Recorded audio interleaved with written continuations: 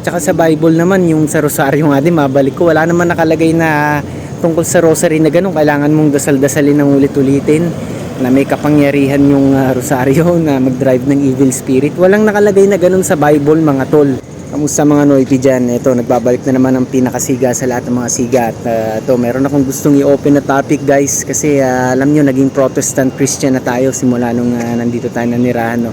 At yun nga, meron akong mga differences na talagang napapansin mula sa Protestant Christian at doon sa dati kong religion, which is Catholic. Alam nating parehas namang Christian yan, no? Pero mabanggit ko lang sa inyo na as far as I know, no, lahat ng nasa family ko, lahat sila Catholic, Roman Catholic sila. At ako lang ang alam kong Protestant Christian. At na-convert ako dito niyan na maging Christian.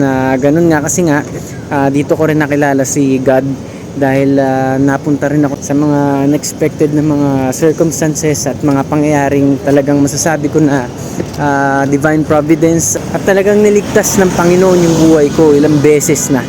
At saka mga nakaraang taon pa na-realize ko talaga na meron talaga sumasalba sa akin. Pero ngayon na naging Protestant Christian ako, talagang mas lumalim ang aking pananampalataya.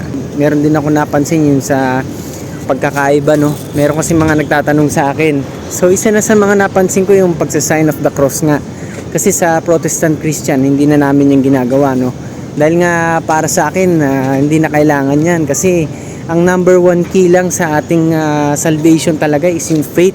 Ang salitang faith sa Tagalog is pananampalataya, no? At pag ito ginawa natin, maliligtas tayo.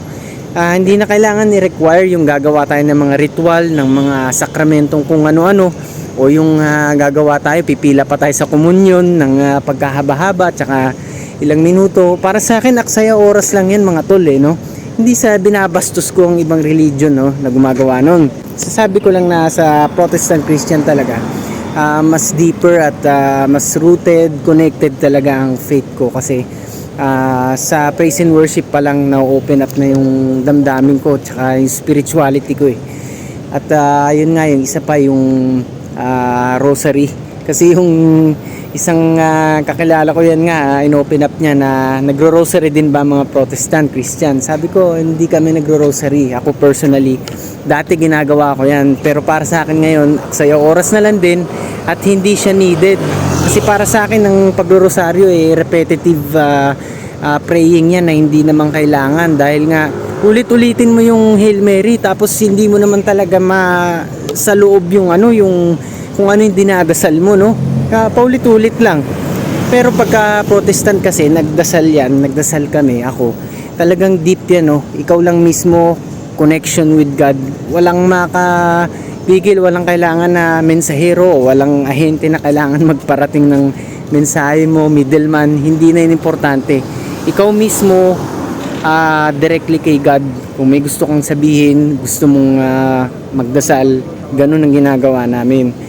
Kaya talagang mas deeper ang faith, no? At yun nga, yung isa pa, lastly, yung napansin ko nga, yung hierarchical structure ng Catholic, which is yung may bishop pa, yung mataas na posisyon, pababa ng pababa, no? Sa Protestant kasi, pwede tayong humanap ng sarili natin mga pastor na yun ang pakikinggan natin, doon tayo manghihingi ng mga advice, at pwedeng mag-preach ang mga pastors, no?